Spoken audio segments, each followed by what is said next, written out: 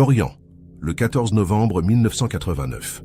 Il est 23h30 lorsque Nathalie Kermarek, 26 ans, franchit la porte du Café de la Marine sur le quai des Indes. La pluie martèle le pavé breton et elle remonte le col de son imperméable beige, avant de faire signe à un taxi qui ralentit le long du trottoir désert.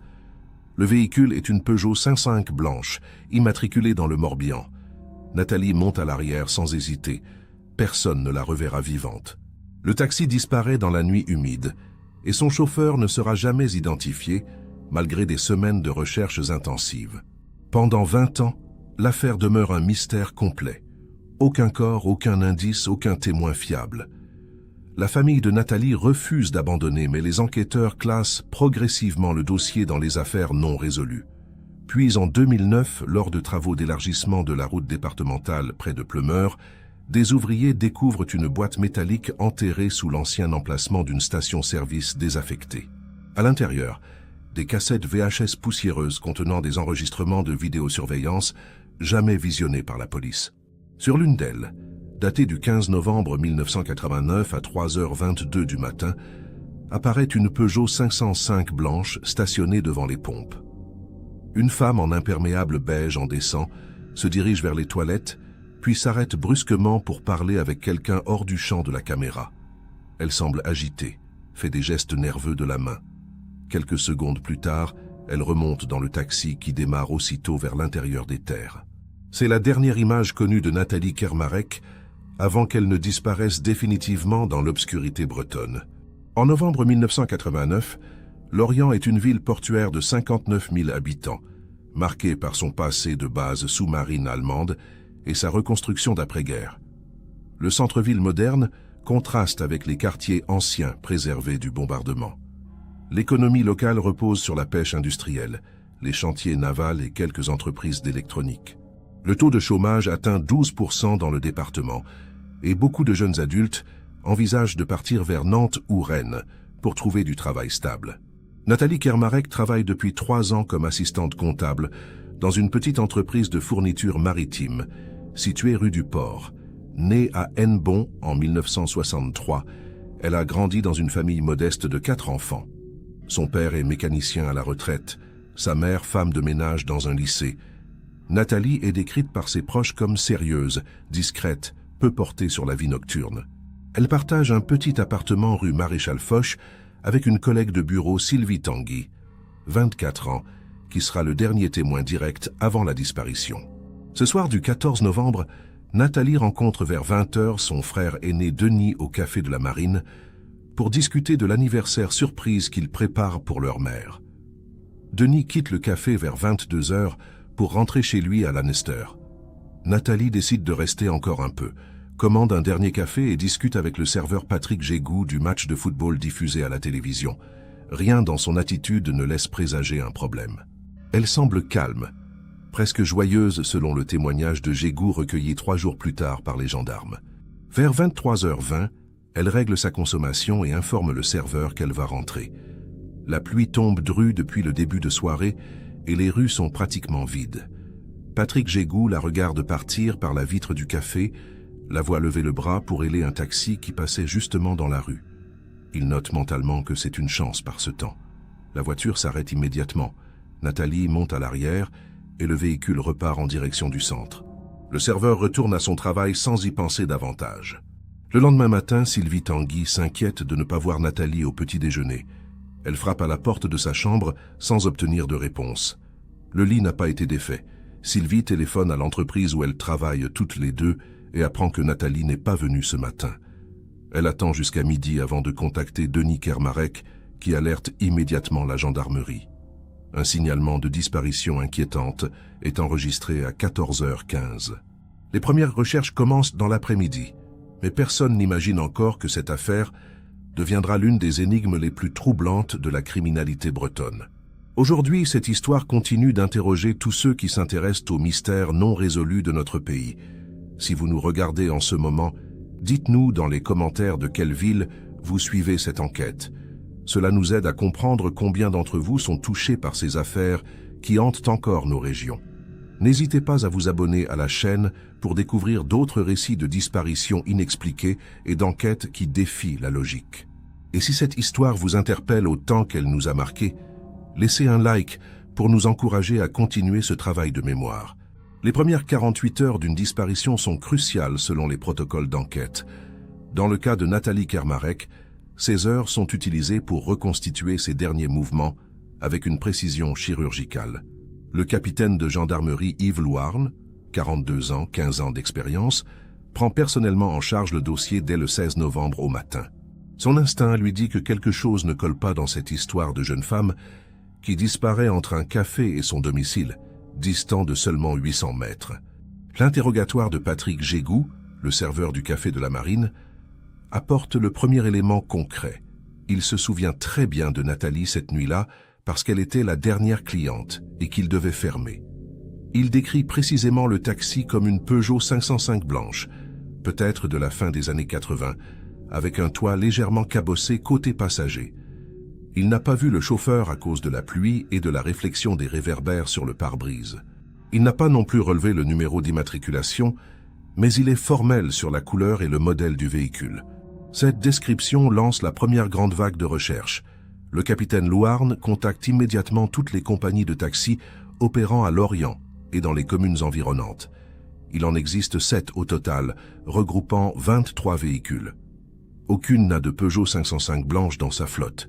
Certaines possèdent des 505, mais dans d'autres couleurs, d'autres ont des véhicules blancs, mais d'autres modèles.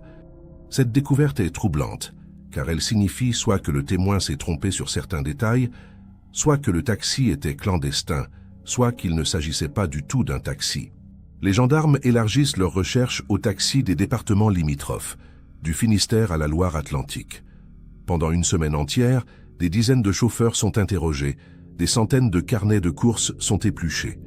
Plusieurs Peugeot 505 blanches sont localisés et inspectés.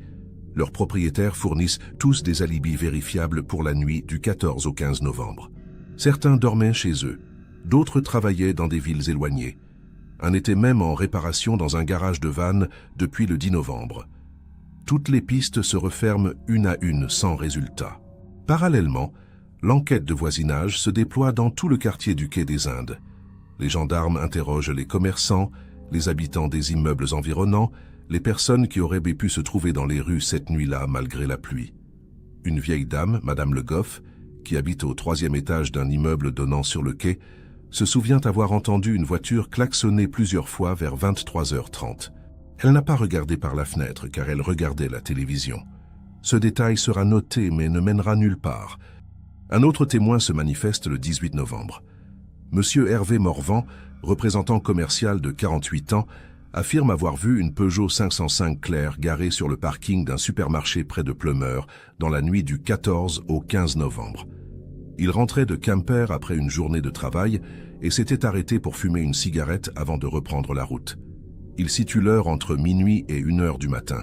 La voiture était vide et les phares éteints. Il n'y a pas prêté plus attention sur le moment. Cette information relance l'espoir, mais Morvan ne peut fournir aucun détail supplémentaire, ni le numéro de plaque.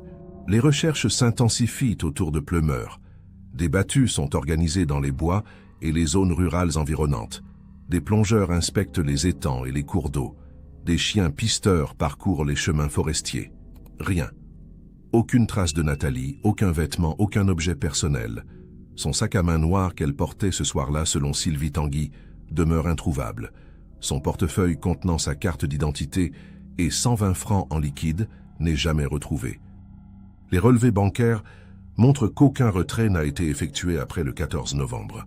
L'hypothèse d'une fugue volontaire est rapidement écartée. Nathalie n'avait aucun problème financier grave, aucune relation amoureuse conflictuelle connue, aucun signe de dépression selon son médecin traitant consulté avec l'accord de la famille. Tous ses vêtements sont dans son armoire, sa brosse à dents dans la salle de bain, ses économies sur son livret A. Elle devait assister le samedi suivant au mariage d'une cousine à Auray et en parlait avec enthousiasme à ses collègues la semaine précédente. Rien n'indique une volonté de disparaître. Le capitaine Louarn explore ensuite la piste criminelle. Il fait vérifier les antécédents judiciaires de tous les hommes ayant eu des interactions avec Nathalie dans les mois précédents. Ses collègues masculins, ses voisins, les clients réguliers du café de la Marine, même son propriétaire immobilier. Tous sont interrogés, tous fournissent des alibis solides. L'entreprise où travaille Nathalie est une petite structure familiale de 8 employés, dont 4 femmes. L'ambiance y est décrite comme excellente par tous les témoignages. Aucun conflit, aucune tension, aucun comportement déplacé signalé. Les médias locaux commencent à relayer l'affaire fin novembre. Le visage de Nathalie apparaît dans Ouest France et le Télégramme. Des affichettes sont placardées dans toute la ville et les communes alentours. Un numéro vert est mis en place pour recueillir les témoignages anonymes. Plusieurs appels arrivent, mais aucun ne contient d'informations vérifiables. Certains croient avoir vu Nathalie à Nantes, d'autres à Paris, un à Toulouse. Toutes ces pistes sont vérifiées et s'avèrent être des erreurs d'identification. La jeune femme semble s'être littéralement volatilisée entre le quai des Indes et la rue Maréchal Foch. En décembre 1989, après un mois de recherches intenses, l'enquête marque le pas. Le capitaine Louarn rédige un rapport intermédiaire de 37 pages détaillant toutes les actions menées, tous les témoignages recueillis, toutes les hypothèses explorées. Sa conclusion est sobre et troublante. Nathalie Kermarek a disparu dans des circonstances inexpliquées après être montée dans un véhicule non identifié. Sans corps, sans scène de crime, sans mobile apparent, l'enquête se heurte à un mur. Le dossier reste ouvert, mais les moyens humains sont progressivement réaffectés à d'autres affaires. La famille continue d'espérer, mais le temps fait son œuvre. L'année 1990 débute avec une mobilisation citoyenne sans précédent à Lorient. La famille Kermarek organise une marche silencieuse le 14 janvier qui rassemble plus de 200 personnes dans les rues du centre-ville. Denis Kermarek, le frère aîné, prend la parole devant la gendarmerie et supplie quiconque détient une information de se manifester. Sa voix tremble quand il évoque les souffrances de sa mère qui ne dort plus depuis 2 mois. Les journaux locaux publient de nouveau la photo de Nathalie et rappellent les circonstances de sa disparition. Quelques nouveaux témoignages arrivent, mais aucun ne fait progresser l'enquête. Le capitaine Louarn n'abandonne pas. Il réexamine chaque élément du dossier à la recherche d'un détail qui aurait pu être négligé. Il se concentre particulièrement sur le témoignage d'Hervé Morvan concernant la Peugeot 505 garée à Pleumeur. Il retourne sur place avec le témoin pour tenter de préciser l'emplacement exact. Le parking du supermarché est vaste, mal éclairé la nuit, entouré de bois sur 2 côtés. C'est un lieu qui pourrait convenir à un rendez-vous discret ou à un abandon de véhicule. Des recherches supplémentaires sont menées dans le secteur, mais ne donnent rien. En mars 1990, une nouvelle hypothèse émerge. Et si le taxi n'était pas un vrai taxi, mais simplement une voiture blanche que Nathalie aurait confondue dans l'urgence de la pluie? Peut-être un véhicule de service, une voiture de fonction, ou même un particulier qui passait par là et s'est arrêté en voyant une jeune femme sous la pluie. Cette théorie expliquerait pourquoi aucune compagnie de taxi n'a reconnu la course. Elle ouvre un champ de recherche beaucoup plus vaste et presque impossible à explorer exhaustivement. Comment retrouver un particulier qui aurait pris Nathalie en voiture sans aucun autre indice? Les gendarmes tentent néanmoins une approche méthodique. Ils contactent les entreprises de la région qui possédaient des flottes de véhicules de service en 1989. Plusieurs avaient effectivement des Peugeot 505 blanches. Chaque véhicule est localisé, chaque conducteur identifié et interrogé. Les registres de maintenance sont vérifiés pour détecter d'éventuelles réparations suspectes, effectuées après le 14 novembre. Un véhicule appartenant à une entreprise de travaux publics de Quimperlé attire l'attention, car il a été nettoyé en profondeur le 16 novembre selon les bons de la Société de nettoyage automobile. L'investigation est approfondie. Le conducteur habituel de ce véhicule est Yvon Guillet, 34 ans, contremaître. Il explique que la voiture était très sale après une semaine de chantier sous la pluie et qu'il l'a fait nettoyer avant de la rendre au garage le vendredi. Son emploi du temps pour la nuit du 14 au 15 novembre est vérifié. Il était avec son épouse et ses 2 enfants à leur domicile de Banalec. Son épouse confirme, les enfants aussi. Aucun élément ne permet de mettre en doute cette version. Les factures de téléphone fixe montrent 2 appels passés depuis le domicile cette nuit-là, à 22h15 et 23h45. Les enquêteurs vérifient auprès des correspondants. Tout est cohérent. Un autre véhicule attire l'attention en avril 1990. Une Peugeot 505 blanche appartenant à un médecin généraliste de Guidel, le docteur Marc Josse, 52 ans. Une infirmière qui travaille avec lui mentionne lors d'une conversation informelle que le docteur José rentrait souvent tard en novembre 1989 car il assurait des gardes supplémentaires. Elle ne pense pas à mal, mais l'information remonte aux gendarmes qui décident de vérifier par acquis de conscience. Le docteur Joss reçoit les enquêteurs avec courtoisie dans son cabinet médical. Il fournit son agenda professionnel qui détaille toutes ses visites et gardes du mois de novembre. La nuit du 14 au 15 novembre, le docteur José était effectivement de garde pour le secteur de Guidel et Pleumeur. Il a effectué 3 visites à domicile entre 20h30 et 1h15 du matin. Toutes sont documentées avec les noms des patients, les heures approximatives et les pathologies traitées. Les gendarmes contactent discrètement ces patients qui confirment tous les visites. Le dernier patient a été vu à Pleumeur vers 1h moins le quart. Le docteur est rentré directement chez lui ensuite, selon ses déclarations. Son épouse le confirme. Encore une piste qui se referme sans révéler quoi que ce soit d'utile. L'enquête explore également la possibilité que Nathalie ait été victime d'un prédateur inconnu, un tueur en série ou un criminel de passage dans la région. Les gendarmes consultent les fichiers nationaux des crimes non résolus pour rechercher des similitudes avec d'autres affaires. Plusieurs disparitions de jeunes femmes survenues en Bretagne dans les années 80 sont examinées. En 1985, une étudiante a disparu à Brest dans des circonstances troubles.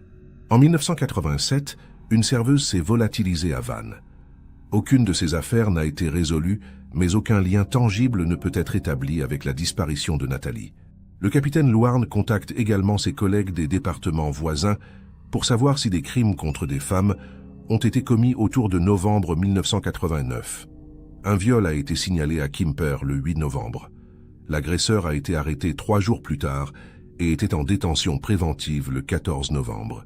2 agressions physiques sans caractère sexuel ont eu lieu à Vannes et Pontivy en octobre, mais les auteurs sont des hommes connus des services de police pour violences conjugales, rien qui évoque un prédateur organisé. Aucune piste crédible n'émerge de ces recoupements interrégionaux, malgré les efforts déployés. En juin 1990, 7 mois après la disparition, le dossier est officiellement transféré au parquet de Lorient qui ouvre une information judiciaire pour enlèvement et séquestration.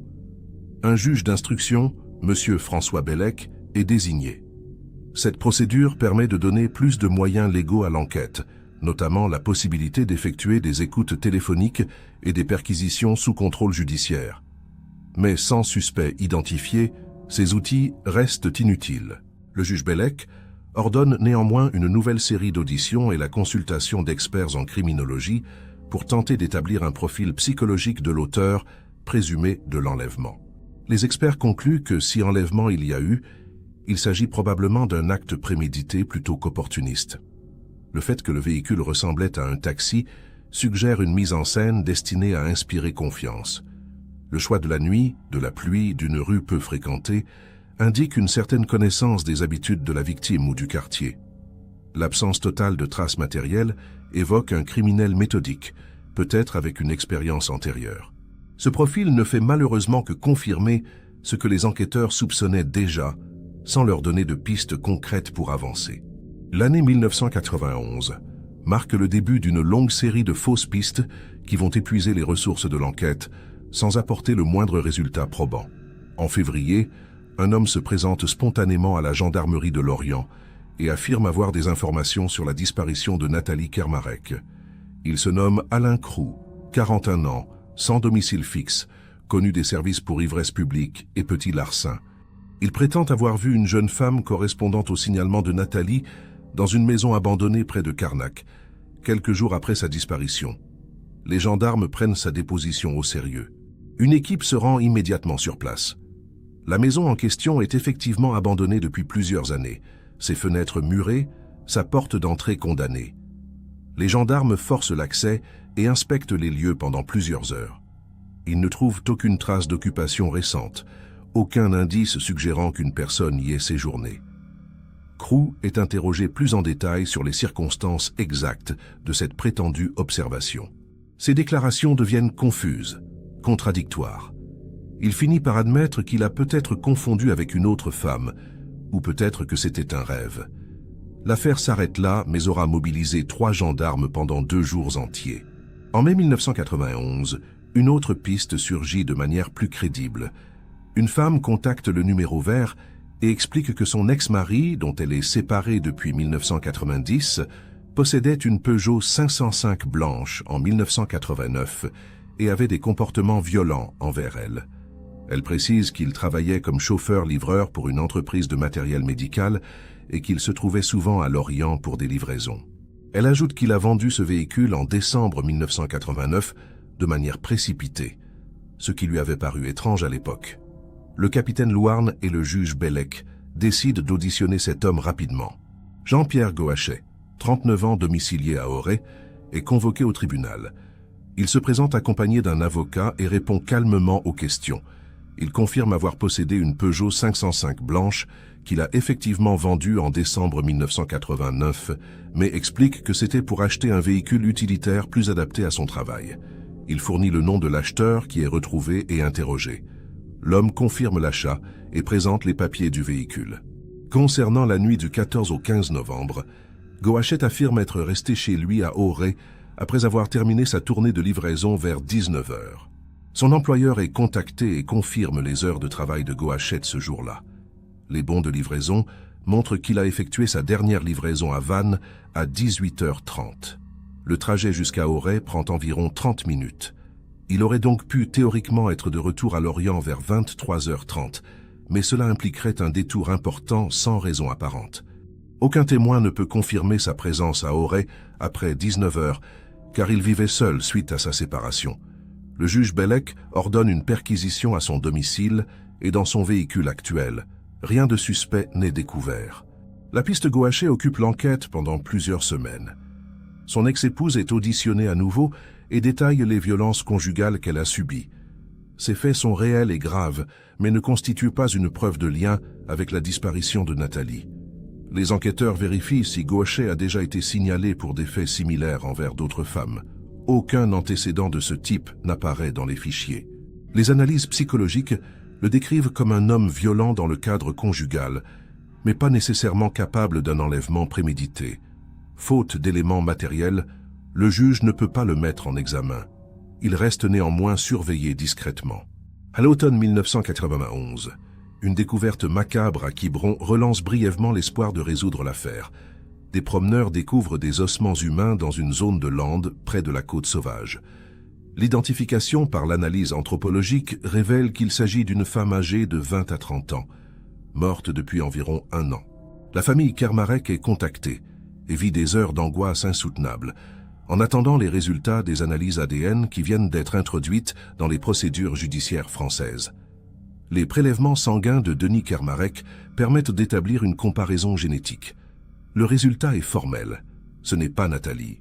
Les ossements appartiennent en réalité à une jeune femme disparue en 1988 dans le Morbihan dont la famille attendait des nouvelles depuis 3 ans. Cette identification permet de clore une autre affaire douloureuse, mais ne fait pas avancer celle de Nathalie.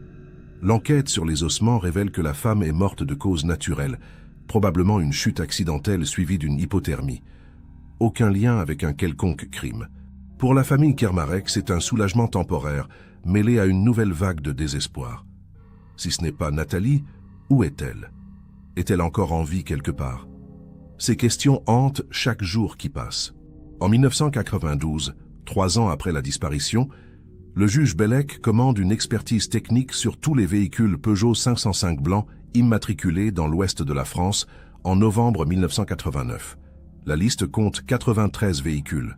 Chacun doit être localisé, inspecté si possible, et son propriétaire interrogé. C'est un travail titanesque qui mobilise plusieurs brigades de gendarmerie pendant des mois. Sur les 93 véhicules, 67 sont retrouvés et inspectés. 13 ont été détruits ou exportés à l'étranger. 13 autres ne peuvent être localisés malgré les recherches dans les fichiers d'immatriculation. Aucun des véhicules inspectés ne présente de traces suspectes. Parmi les 13 véhicules non localisés, un attire particulièrement l'attention. Il appartenait à un certain Loïc Guérin, domicilié à Pleumeur en 1989 selon les archives. Mais quand les gendarmes se rendent à l'adresse indiquée, ils découvrent que Guérin a déménagé sans laisser d'adresse en 1990. Les recherches dans les fichiers de la Poste, de la Sécurité sociale et du Fisc ne donnent aucun résultat. L'homme semble avoir disparu des registres administratifs. Cette découverte relance immédiatement l'enquête, qui se concentre sur la recherche de cet individu introuvable, dont le véhicule correspondait exactement au signalement du taxi de Nathalie. Des avis de recherche sont diffusés dans toute la France. Les gendarmes contactent les mairies, les organismes sociaux, les hôpitaux. Aucune trace de Loïc Guérin. Ses anciens voisins à Pleumeur sont interrogés. Ils se souviennent vaguement d'un homme discret qui vivait seul et travaillait apparemment dans le bâtiment. Il n'avait pas d'amis proches dans le quartier, ne participait pas aux activités locales. Un jour de 1990, probablement au printemps, il est parti sans prévenir personne. Le logement qu'il occupait était une location meublée. Le propriétaire confirme le départ précipité et l'absence de préavis. Loïc Guérin devient le suspect numéro 1 de l'affaire. Pendant toute l'année 1992 et une partie de 1993, les recherches se concentrent sur cet homme fantôme. Les fichiers d'état civil révèlent qu'un Loïc Guérin est né le 23 avril 1955 à Rennes. Son dernier employeur connu était une entreprise de maçonnerie qui a fait faillite en 1989. Il n'a plus jamais déclaré de revenus après cette date. Il n'a pas renouvelé sa carte d'identité expirée en 1991. Il n'a jamais demandé de passeport. Il n'apparaît dans aucun fichier hospitalier, aucun registre pénitentiaire, aucune liste électorale après 1990. Soit il est mort, soit il vit dans la clandestinité totale, soit il a quitté le pays sans laisser de traces administratives. En 1994, un rebondissement spectaculaire survient. Un gendarme en poste à Marseille reconnaît le nom de Loïc Guérin dans un dossier d'accident de la circulation mortelle survenu en août 1990. Un homme sans papier a été renversé par un camion et est mort sur le coup. Le corps n'a jamais été identifié formellement et a été inhumé dans le carré des indigents du cimetière Saint-Pierre.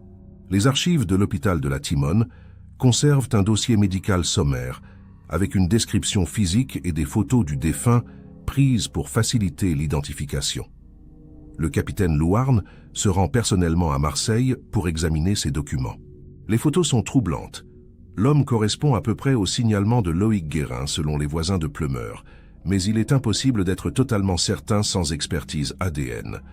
Le problème est que personne dans la famille de Guérin ne peut être localisé pour fournir un échantillon génétique de comparaison. Les parents sont décédés, ils n'avaient ni frère ni sœur selon l'état civil. Le corps de l'homme de Marseille est exhumé en novembre 1994 pour permettre des analyses.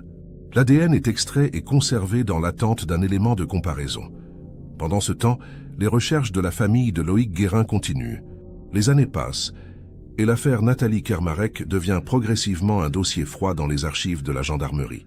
Le juge Bellec prend sa retraite en 1998 et le dossier est transmis à sa successeur, Madame Isabelle Tréhoux. Elle le lit avec attention et décide de maintenir l'enquête ouverte malgré l'absence de nouveaux éléments. La famille Kermarek continue d'organiser chaque année une cérémonie commémorative le 14 novembre.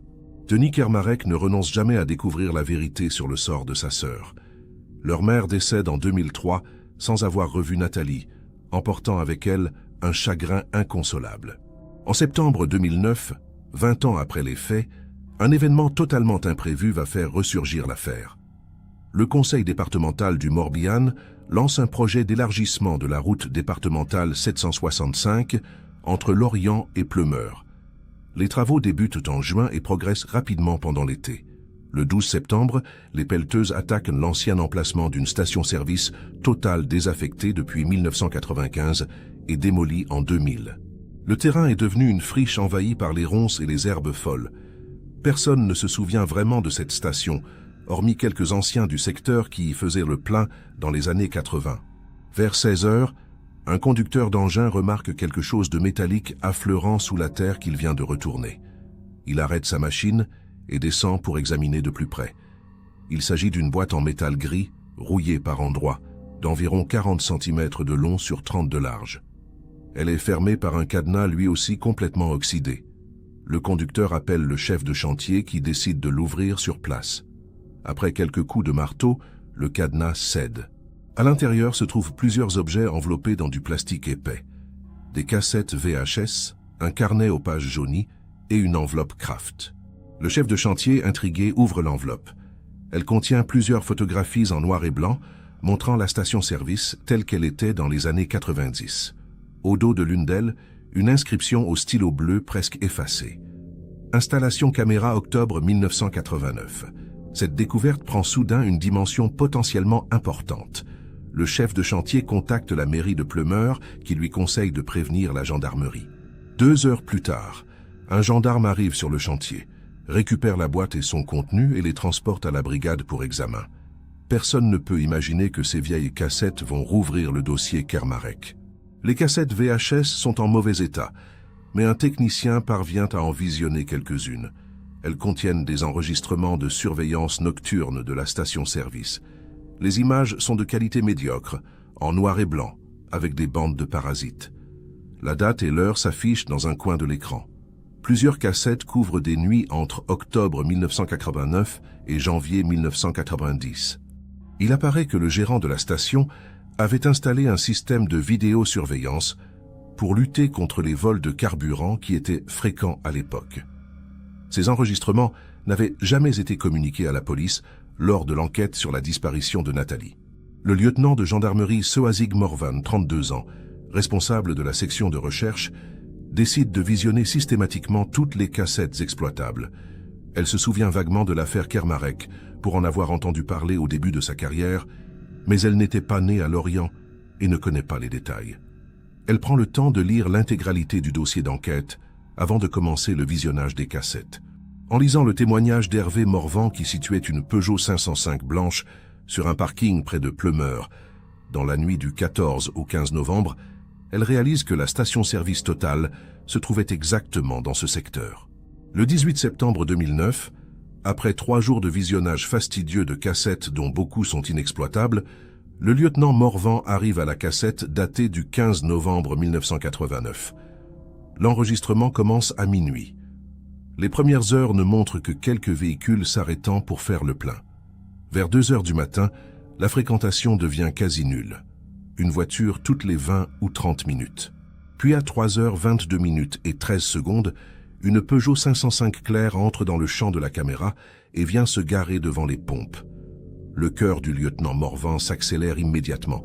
Elle met l'image sur pause et l'agrandit au maximum. Le véhicule correspond au signalement donné par Patrick Gégou, le serveur du café. Carrosserie claire, toit légèrement cabossé, visible même sur l'image granuleuse. Une femme descend du côté passager arrière. Elle porte un imperméable clair et ses cheveux mi-longs sont visibles malgré la qualité médiocre de l'image. Elle se dirige vers la droite du cadre, probablement en direction des toilettes situées sur le côté du bâtiment selon les anciens plans de la station. Le conducteur reste dans le véhicule. On distingue vaguement une silhouette au volant, mais impossible d'identifier quoi que ce soit à cause de l'angle de la caméra et des reflets sur le pare-brise. 23 secondes plus tard, la femme réapparaît dans le cadre. Elle ne va pas jusqu'aux toilettes. Elle s'arrête brusquement et se retourne vers la gauche, hors du champ de la caméra. Elle fait des gestes avec la main droite, des mouvements vifs qui évoquent une discussion animée ou une protestation.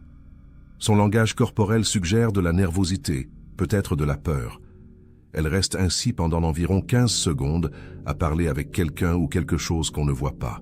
Puis elle baisse la tête, semble hésiter, et retourne vers la Peugeot 505. Elle monte à l'arrière et le véhicule démarre immédiatement en direction du nord. Le lieutenant Morvan repasse la séquence une dizaine de fois en ralenti. Elle essaie d'identifier ce que la femme regarde hors champ. La disposition de la station permet plusieurs hypothèses. Il pourrait s'agir d'une autre personne située dans la zone des toilettes, d'un véhicule garé hors du champ de vision de la caméra, ou même du conducteur de la Peugeot qui serait descendu et se serait déplacé. Impossible de le déterminer avec certitude. La femme sur l'enregistrement pourrait être Nathalie Kermarek. La taille, la silhouette, les cheveux correspondent. L'heure et le lieu sont cohérents avec le témoignage d'Hervé Morvan qui situait une Peugeot 505 dans ce secteur entre minuit et 1h. 3h22 du matin reste compatible avec ce souvenir imprécis. Le lieutenant Morvan rédige immédiatement un rapport et contacte la juge Tréhoux. L'après-midi même, une réunion d'urgence est organisée avec le procureur de la République. La décision est prise de rouvrir officiellement l'enquête et d'exploiter au maximum cet enregistrement. Des experts en analyse vidéo sont sollicités pour tenter d'améliorer la qualité de l'image et identifier la plaque d'immatriculation de la Peugeot ou des détails sur le conducteur. Denis Kermarek est convoqué pour visionner l'enregistrement. Quand il voit la femme en imperméable, il éclate en sanglots. Il est convaincu que c'est sa sœur. La démarche, la façon de bouger les mains, tout correspond selon lui. Les experts travaillent pendant plusieurs semaines sur l'enregistrement numérisé. Ils parviennent à améliorer légèrement la netteté de l'image, mais pas suffisamment pour lire la plaque d'immatriculation qui reste floue. Le conducteur demeure une silhouette indistincte. En revanche, il confirme que la femme semble effectivement s'adresser à quelque chose ou quelqu'un situé hors du cadre de la caméra. Il note aussi un détail troublant. Sur une des images agrandies, on distingue vaguement ce qui pourrait être une deuxième personne à l'intérieur de la Peugeot, peut-être sur le siège passager avant. Mais la résolution est trop faible pour en être certain. Cela pourrait aussi être un simple artefact de compression vidéo. L'enquête tente de retrouver l'ancien gérant de la station-service. Monsieur Raymond Collet a pris sa retraite en 1992 et vit désormais dans le Var. Il est contacté par téléphone et interrogé sur les raisons pour lesquelles il n'a jamais mentionné l'existence de ces enregistrements lors de l'enquête initiale en 1989. Collet explique qu'il n'a jamais fait le lien. La station était située à plusieurs kilomètres du centre de Lorient où Nathalie avait disparu. Il n'a pas pensé que ces cassettes de surveillance pouvaient avoir un rapport. De plus, il recevait tellement de visites de la gendarmerie pour des affaires de vol de carburant qu'il n'a pas prêté attention à cette enquête spécifique. Quand Collet a fermé définitivement la station en 1995, il a rangé toutes ses archives dans cette boîte métallique qu'il comptait trier plus tard. Puis il a vendu le terrain, déménagé dans le sud, et a complètement oublié l'existence de ces cassettes enterrées sous l'ancien local technique. C'est une explication plausible, mais frustrante. Si ces enregistrements avaient été visionnés en novembre 1989, peut-être que l'enquête aurait pris une autre tournure.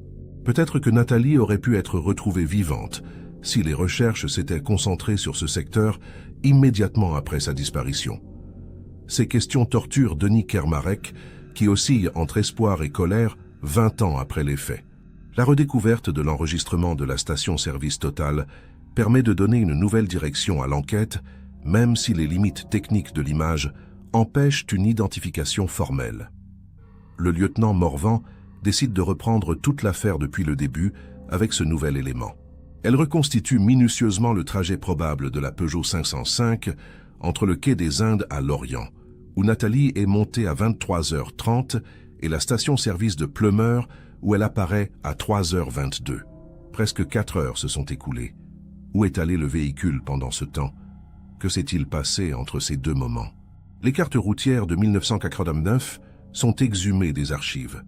En l'absence d'autoroute directe, le trajet le plus logique entre Lorient-Centre et Pleumeur passe par la route départementale 765, celle-là même qui longeait la station-service Total. Ce trajet prend normalement 15 minutes, même en roulant très lentement, impossible de justifier 4 heures de route. La Peugeot a donc forcément fait des détours importants ou s'est arrêtée quelque part pendant une durée prolongée. Cette période reste le point le plus opaque de toute l'affaire et soulève des questions terrifiantes sur ce que Nathalie a pu vivre cette nuit-là. Le lieutenant Morvan et son équipe interrogent à nouveau tous les témoins encore vivants de l'époque. Patrick Gégou, le serveur, a maintenant 62 ans et tient un bar à Auray. Il se souvient très bien de cette soirée qui a marqué sa vie. Il confirme tous les détails de sa déposition initiale. Hervé Morvan, le représentant commercial qui avait signalé la Peugeot 505 sur un parking, est décédé en 2006 d'un cancer. Son témoignage ne peut donc pas être approfondi. Sylvie Tanguy, l'ancienne colocataire de Nathalie, vit désormais à Paris. Elle accepte de revenir à Lorient pour être entendue. Son émotion est intacte après 20 ans. Un élément nouveau émerge lors de ces réauditions. Sylvie Tanguy mentionne un détail qu'elle n'avait pas jugé important en 1989, mais qui lui revient en mémoire en visionnant l'enregistrement de la station-service. Dans les jours précédant sa disparition, Nathalie lui avait parlé d'un homme qui venait régulièrement au café et qui la regardait de manière insistante. Elle n'avait pas donné plus de détails et Sylvie n'y avait pas prêté attention sur le moment. Nathalie ne semblait pas effrayée, juste légèrement agacée. Patrick Gégou est interrogé à nouveau sur ce point. Il se souvient effectivement d'un client qui venait 2 ou 3 fois par semaine en fin de soirée, mais ne peut pas en dire plus. Les archives de l'enquête initiale sont réexaminées à la lumière de ce nouveau témoignage. Aucun des interrogatoires de 1989 ne mentionne cet homme mystérieux. Soit Nathalie n'en avait parlé à personne d'autre qu'à Sylvie, soit les enquêteurs de l'époque n'ont pas posé les bonnes questions. Cette piste est évidemment impossible à exploiter 20 ans plus tard, sans aucune description physique précise de l'individu. Mais elle ouvre une hypothèse troublante. Et si Nathalie n'avait pas hélé un taxi au hasard cette nuit-là? Et si quelqu'un l'attendait délibérément en connaissant ses habitudes et son trajet habituel pour rentrer chez elle? Cette théorie de la préméditation renforce l'analyse des experts criminologues de 1990 qui avaient déjà évoqué cette possibilité.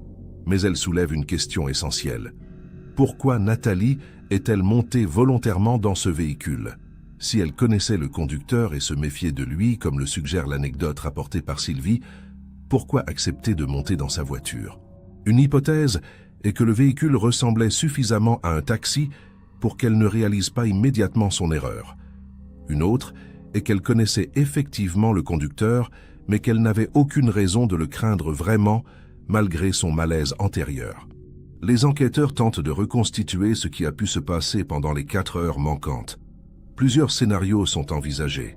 Premier scénario, le conducteur a roulé longuement dans la campagne environnante en retenant Nathalie contre son gré, cherchant peut-être un endroit isolé pour commettre son crime avant de changer d'avis ou d'être interrompu.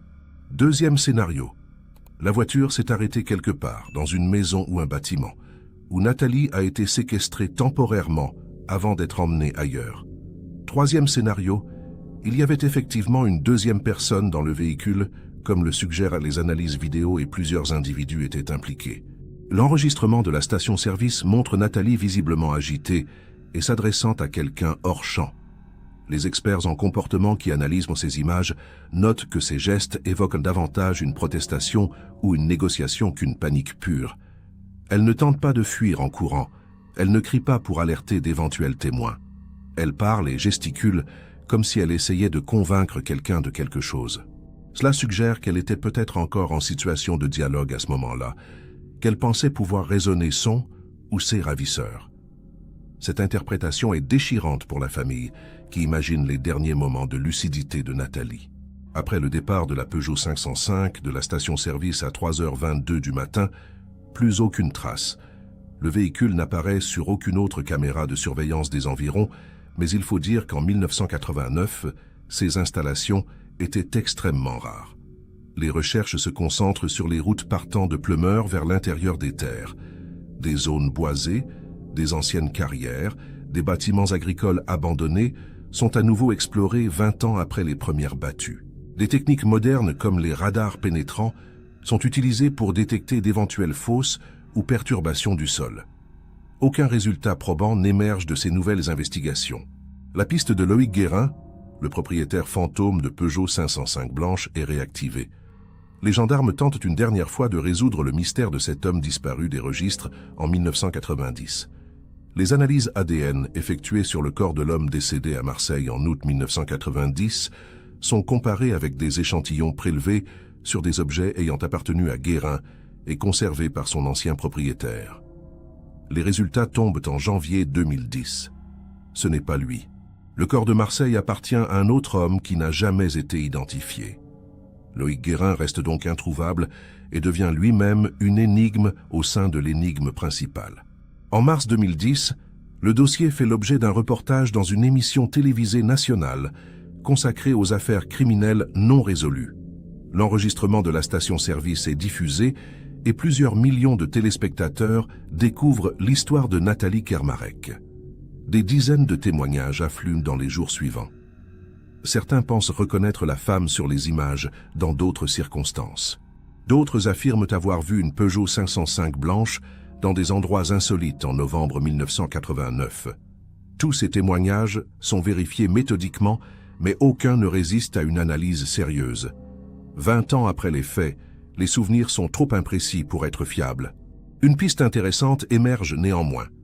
Un ancien gendarme à la retraite, M. Yann Boucher, 68 ans, contacte la brigade de Lorient pour signaler qu'il se souvient avoir effectué un contrôle routier dans la nuit du 14 au 15 novembre 1989 sur la route entre Pleumeur et Quimperlé. Il était alors en poste à la brigade de Guidel. Parmi les véhicules contrôlés, il se souvient vaguement d'une Peugeot claire, mais ne peut pas garantir qu'il s'agissait d'une 505. Il ne se souvient pas de l'heure exacte, ni s'il y avait des passagers. Ses souvenirs sont trop flous pour constituer une piste exploitable, mais il confirme qu'un dispositif de contrôle était en place cette nuit-là. Les registres de la gendarmerie de Guidel pour novembre 1989 sont exhumés. Ils confirment qu'un contrôle routier a bien été effectué cette nuit-là entre 2h et 4h du matin dans le cadre d'une opération de prévention de l'alcool au volant. Plusieurs véhicules ont été contrôlés et leurs conducteurs identifiés. Malheureusement, les procès-verbaux de contrôle négatif, c'est-à-dire sans infraction constatée, n'étaient pas systématiquement conservés à l'époque. Il est donc impossible de savoir si la Peugeot 505 transportant Nathalie a été contrôlée et si le conducteur a été identifié. Cette absence de traces documentaires est une nouvelle frustration dans une enquête qui en compte déjà tant. En 2025, 36 ans après sa disparition, Nathalie Kermarek n'a toujours pas été retrouvée. Son corps n'a jamais été découvert. Aucun suspect n'a jamais été formellement identifié ou mis en examen. L'enregistrement de la station-service Total reste la dernière image connue d'elle, figée dans une cassette VHS comme un instantané douloureux de ses derniers moments de vie probable. Denis Kermarek a maintenant 68 ans. Il continue de se battre pour maintenir l'enquête ouverte et refuse de faire établir un certificat de décès pour sa sœur tant qu'aucune preuve formelle de sa mort n'a été apportée. Il espère toujours une réponse, même s'il sait que les chances diminuent chaque année.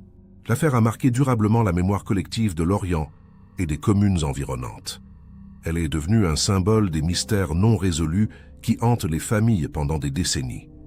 Plusieurs associations de familles de disparus se sont créées dans la région en partie inspirées par le combat de la famille Kermarek. Des cérémonies sont organisées chaque 14 novembre à Lorient pour se souvenir de Nathalie et de toutes les personnes disparues dont le sort reste inconnu. Ces rassemblements maintiennent la pression sur les autorités pour qu'elles ne classent jamais définitivement ces dossiers douloureux. L'enregistrement de la station-service soulève une dernière question troublante que les enquêteurs n'ont jamais pu résoudre. Qui ou que regardait Nathalie lorsqu'elle s'est retournée hors du champ de la caméra? Était-ce une personne qui l'attendait là? Était-ce le conducteur de la Peugeot qui était descendu pour lui parler? Était-ce quelqu'un d'autre, un complice, un témoin, une personne qui aurait pu la sauver si elle avait compris la situation? Cette silhouette invisible demeure le dernier secret de cette nuit de novembre 1989. Si vous avez des informations, aussi minimes soient-elles, sur cette affaire, ou si vous connaissez quelqu'un qui aurait vécu à Lorient ou Pleumeur à cette époque et pourrait se souvenir de quelque chose, n'hésitez pas à contacter la gendarmerie. Pensez à partager cette histoire autour de vous et à vous abonner pour suivre d'autres enquêtes sur les mystères qui restent à élucider. Chaque like aide à maintenir ces affaires dans la lumière et peut-être un jour à obtenir enfin des réponses.